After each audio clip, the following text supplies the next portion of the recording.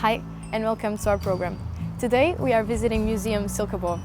First, we are going to meet with Nina, who is going to show us around Silkeborg Outdoor Exhibition. Let's go meet Nina.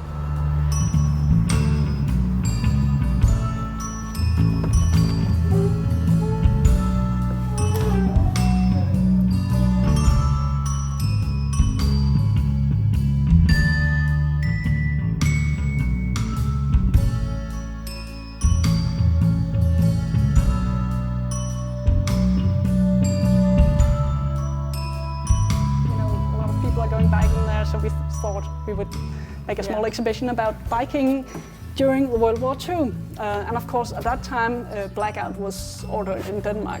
So lights had to be, they were not allowed to shine on the streets or anything from the houses. And also if you had to go biking, you were only allowed a very small amount of lights. So here you can see some of the lamps that were used. And then this is quite funny because that's a tire, a bike tire from World War, and it's made of props cut out from old used car tires. So then put together on a steel string. People really get creative. Yeah, when you need to, but I don't really think it has been a pleasure riding your bike on that kind, no. but it's a bit funny. Yeah, it's quite impressive. Wow. Cool. So next stop, that is still the same. Yeah. So the Periskop is just north of Thorsø that we visited before, and now we are going south of Thorsø down to Del.3. Dudal Mountain. Okay. So this was, there's some very interesting stories about Silkeborg wanting to become a winter sports capital in the 1940s. Okay. So for instance, in the Periskop and Norskov Forest, they made cross-country routes so you could go skiing there. But also at Del.3 they made a slalom course and, more importantly, a ski jump. And we actually have some nice videos from one of the championships that were out there. So it actually became very popular.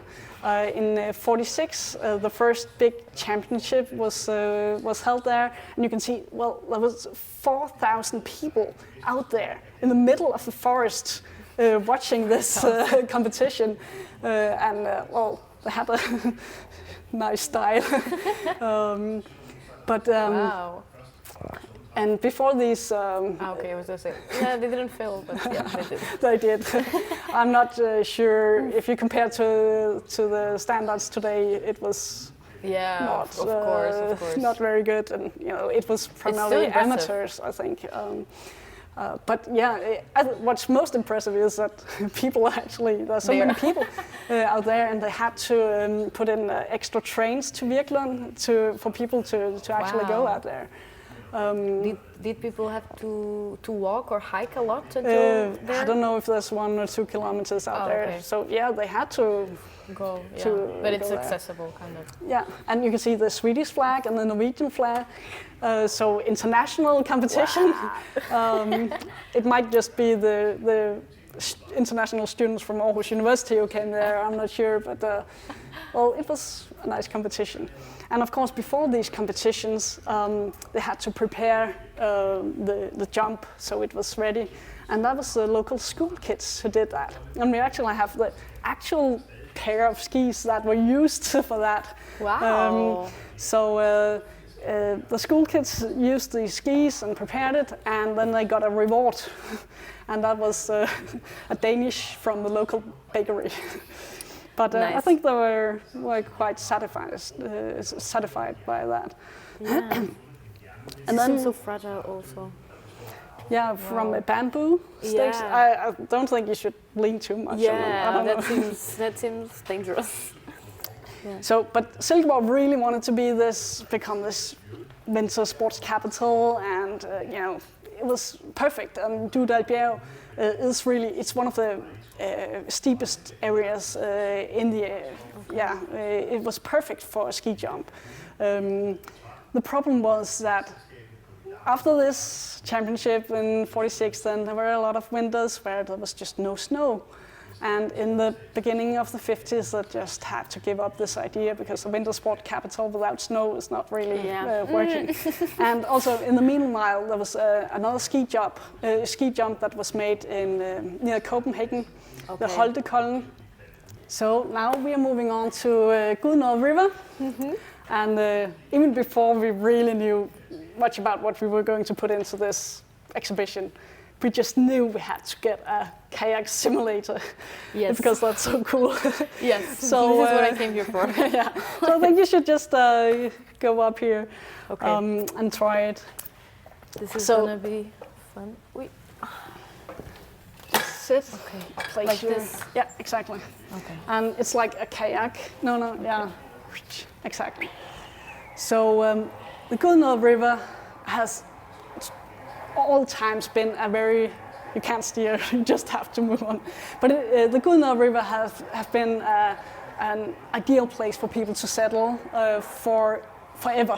You know, since the Stone Age and all the way up till today, people like settling along the river. Yeah. And therefore we have so many different archaeological and historical sites along the river. And that's what we really want to give you an impression of when kayaking down through the Gudnår River. Wow. So here again you see the Stone Age site, and it's the actual site where we find so many Stone Age material up here, just here close to Smingesø. So That is cool. But in many places. Then later, in the 19th century, Gudnår River was used for transporting goods from. You have to keep going, otherwise it will stop. The Gudnår River was used for transporting goods from Silkeborg to Randers and back again. And downstream from Silkeborg, it was no problem. But the other way, it was hard. And there you had these guys pulling the boats back to Silkeborg. And of course, these guys, they also had to have places where they could rest and get some food. So Svostrup Kro, the inn Svostrup Kro, is one of those places that originate from this period where people had to stop and get some food. Yeah, it makes sense. And then it's so beautiful, and it feels like I feel the water, like the friction, you know. Yeah, sorry. And then another interesting place is Tvilum Monastery, which is also situated just here by the Gudnår River. So it was Augustinian monastery that was built in the 1240s. And here you can still see the church, and there's probably been some kind of mill, and then there's been more buildings related to the church. So that's what we want to show here. So, yeah, I think that's it. You can take the last part if you want to. It's nice to get some exercise, right? Yes.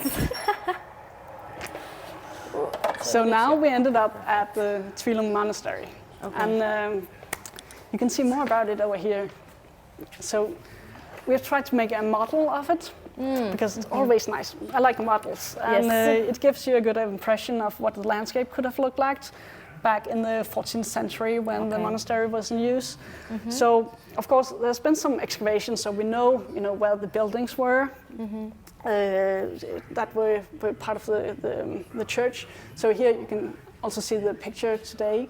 So you only have the church left. After the Reformation, the other buildings were torn down, but it's still there, standing there, and you can still see some traces of it being, part of the monastery.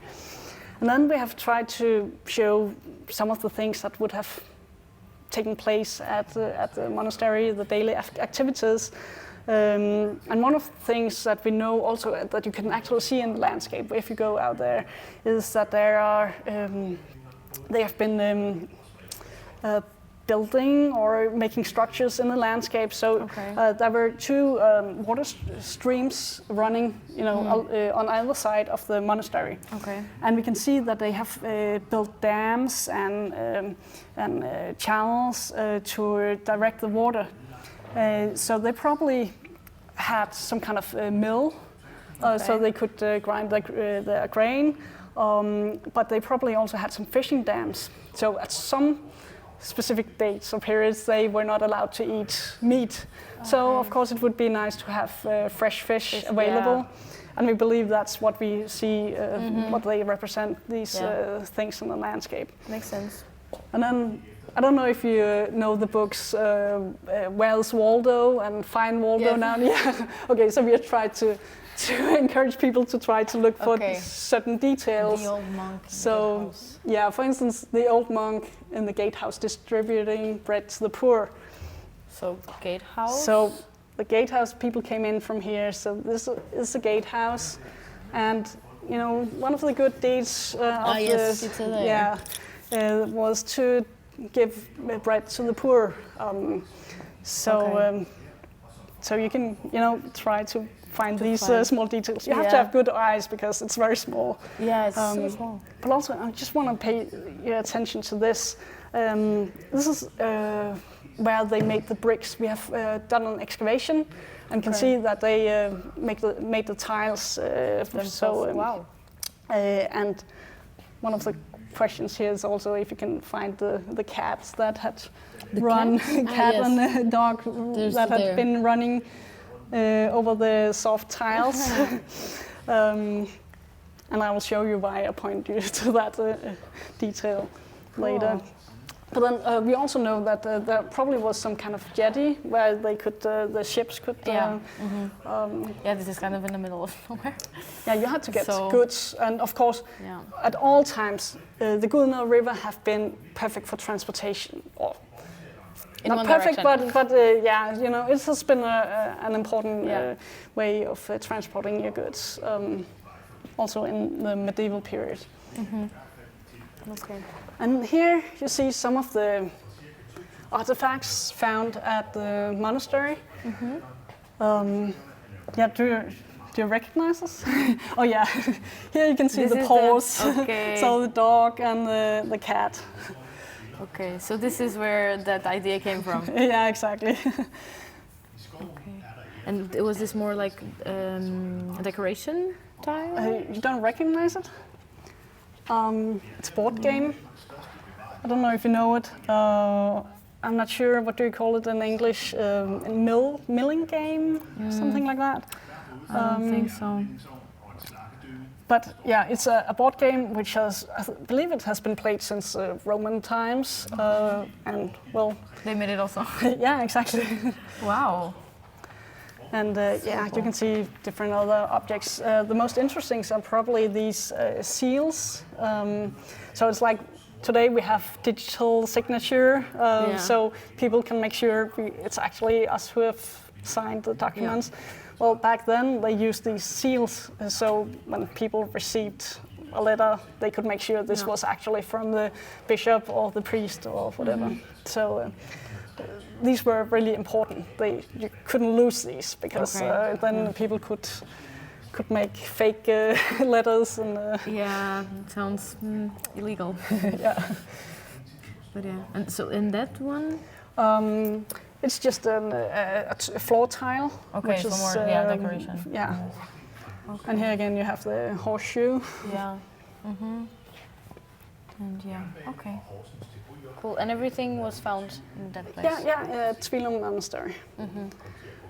And then for the children we have some small films showing, of course in the central part of the monastery you had the well, and here you got the water for different things. And it's just some stories about what the water could be used for. Okay. So bread for the poor, new ink from oak galls, medicinal plants and superstition. Ooh, that sounds cool. Yeah. You can watch it if you come visit. You can watch it. Okay. So now we are going into the place where we're going to talk about the ancient road, the Hervejen. in Danish. It's a very popular place, also today, where people will be hiking and biking along this old road, but it goes really far back in time. It's not like just one road, it was more like a lot of roads or tracks going through the landscape, and it goes all the way up through Jutland on this high grounds where you have the watershed. So if you wanted to move up through Jutland without getting your feet wet, this was where you had to go, and that's why it has been used since the Bronze Age or even further back, because that was the best place to use if you were going to from one place to another. So this exhibition is, we start out by talking about some of the transportation. So we have some, well, we just thought these were really cute. We found them in the museum store. So it was like models made by a local guy. So it's just, all different kind of models. So it's handmade? Yeah, handmade, wow. But otherwise, the most ecological interesting part is, of course, this, what you see over here. It's the oldest part of a wagon that we have in Denmark. Ooh. So it's like 5,000 years old. 5,000? It was founded near Klosterlund, near Lake Bølling. Well, we have tried to show on the photo how it was used. So you had the wheels that were attached down here, and then there probably have been some kind of box on top where you can then have your goods. And but that's really important way of. It's really, something new, new invention that you could suddenly have a wagon and you didn't have to carry it by yourself. And very useful, yeah. Wow, and where did you find it? It's west of Silkeborg, near Lake Bølling. Okay. So Klosterlund, it is called. It is super nice. I have like the modern pictures and then the drawings. Yeah, we thought that would be a good way of showing the connection. I totally agree. So it's the picture is from along the ancient road also. So, of course, the ancient road is not a specific landscape type like the lakes or the forest or the river, but it's going across the landscape. So you have the heaths, you have the forest, you have every type of landscape. But it's very beautiful, and it's worth going for a hike there. Yeah, it seems nice. And then, of course, if this is the main road where people will be traveling, then you might also expect that there might be some people with evil intentions. This might be what happened, or be why this silver treasure ended up being buried. It was close to the ancient road. It is more than 600 coins, silver coins from the Viking Age. It's very exciting because until recently we didn't know that we had a treasure within our area, and then suddenly one of our archaeologists read in the book, an old book, that there was this treasure found in Kongsø Plantage. And we were really excited about that. Apparently the National Museum had almost also forgotten about it because they had been writing about such treasures and they hadn't mentioned it. So we were very excited and thought this would be so cool to have in the exhibition.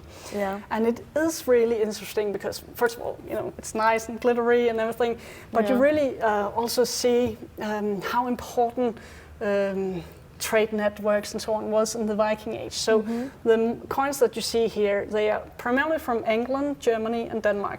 But you also have coins from Hungary, Bohemia, Ireland, Italy. So, it really shows super broad.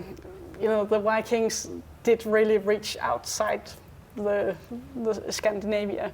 And they did a lot of trade, and as you can see, it wasn't just the coins didn't have a certain value. It was the metal value that mattered. And that means also that they sometimes broke it off into halves or into quarters because it was, just half of the value you can just yeah, exactly. That is useful. I wish we could do that with the coins now. And also what is quite funny is that some of these coins, they don't even have the impression, like they're just blank. So, which really, again, tell you that it's not because they look in a special way that they were valuable, it was because of the silver. So they knew how much it was worth by the color? No, by the weight. Okay, so if you found a coin that was like uncoined, you had to like weight it or something to understand how much was worth it. And often you also find, and within together with this, there was also found some, just silver scraps or particles, so which were not formed as coins. So you could just use that to clip a certain part of silver to use that. Okay. Wow, quite interesting. And of course, we don't know why didn't they suddenly bury this treasure, but it was probably because they had to hide it for someone. Yeah. And apparently they didn't come back to collect it. Oh no. So something happened. We don't know. Only theories. You can speculate as much as you want to. And we are almost getting to the end of the exhibition, but again, the ancient road is very popular today. There's so many people going hiking. So here we just have some different footwear, the modern, but also we here have medieval footwear. So an upper and a sole of a shoe. And this was sewed together before? Yeah. And the wooden shoes. That doesn't seem comfortable. No, but they were probably practical and it didn't cost that much. You had to make the shoes, but then I also think they were quite sturdy and they used them until they couldn't use them anymore died. Because exactly. Yeah, what? That's a huge hole. And then when you talk about the ancient road, there are some people, they almost use it as a pilgrimage today. Also, they want to go Hervejen or the ancient road. So here we have a bit about pilgrimage. Of course, you probably know the scallop shells. If you go to Santiago de Compostela, you have to bring this back. But also in the medieval period, you had different pilgrimage badges that you were wearing to prove that you had been on this pilgrimage to somewhere. So these are also like locally found. This is, for instance, from Silkeborg Castle. So, yeah. Wow, cool. But, this exhibition is part of a much larger project, which is called the Footsteps in the Past, or in the footsteps of the past. So, what we really want is to get people excited about going into the landscape and explore and see all these traces of past uses, because we believe that if you know about these things, then you can get an even better outdoor experience. It can really add something when knowing about these stories. So we have this exhibition where, of course, you can learn about different areas, and we hope that people will go out in the landscape and look at some of these places that we have talked about. But then we also make some guided tours, and we are making different interpretive material on the sites. In 5 different areas of Silkeborg, we are now along different hiking routes and making new information about the sites so that people can learn about what has happened. So and we really want people to go outside. So here we have some suggestions of where to go. And the first route that we will be making is here down by Lake Bølling. Okay. It's also where Tollerman was found. It's a really exciting place. It's a beautiful landscape, and here we will be telling the stories about Tollerman and the other bark bodies. We'll tell about the Stone Age hunters, about the burial mounds. You can walk along a sunken lane. You can hear about the peat industry from the 18th and 19th and 20th century. So there's just a lot to show, and it's not just really boring science. We will be you can hear the stories they're being told on some audiovisual things. You can play games, see how much you have in common with Tollerman. There's a memory game, and you can try the Wheel of Fortune in the stone. See if you're a good Stone Age hunter. So we really do a lot of stuff. So hopefully it will be a nice experience also for families to go out there, and of course at the same time you will learn a lot about what's actually to see out there. Yeah, it sounds super interesting. Yeah. So there will be some news on that soon, right? Yeah, by hopefully the 23rd of June, we will open the first route here in the Bøllingsø, Lake Bølling. And we are really excited about that. Yeah, I can see that in your face. Yeah. And then later on, hopefully later in the year, we will open a route in the Vesterskov forest. So what I've been talking about today, we will also tell a lot about that at the actual size, and that's I find that's even better. It's even better, it's nice. You can show there are some good things about exhibitions, so you can actually show the artifacts. We cannot do that in the landscape, but in the landscape you are there. You're exactly where Tollerman was placed in the bark, and where it all happened. So that's really cool. I feel like your energy is contagious. Yeah. There's so much to tell about it. So yeah, so cool. Is there anything else that you would like to add before we finish? No, just I hope people will come here, see the exhibition, but especially also trying to go into the landscape and explore all these cool things that's out there. Great tip. Yep. Thank you so much for showing us around, Nina. Thanks for coming. Yes, our pleasure.